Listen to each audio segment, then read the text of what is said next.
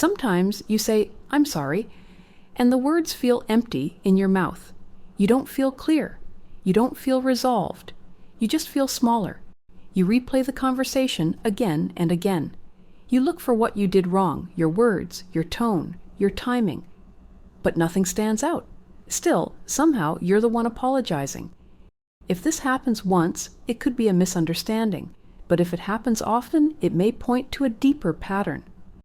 In some relationships, conflict doesn't end with understanding. It ends when you give in. You apologize to keep the peace, to calm the mood, to make the tension stop. Not because you truly understand, but because you're exhausted. Over time, this creates confusion inside you.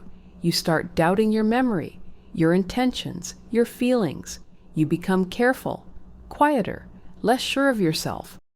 When this happens repeatedly, some people are experiencing a narcissistic behavior pattern, not a label, not a diagnosis, just a pattern where responsibility is blurred and confusion replaces clarity.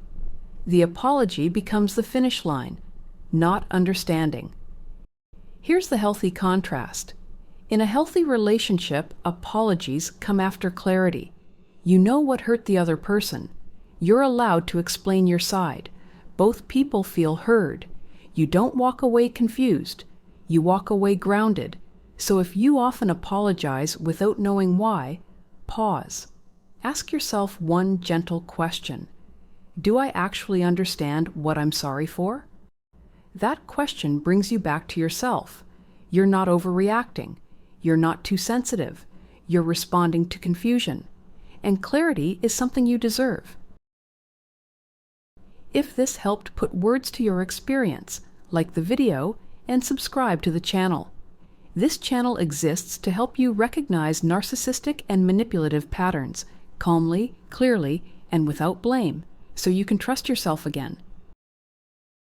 In the next video, we're going to explain why you feel more confused after talking. Click here to watch.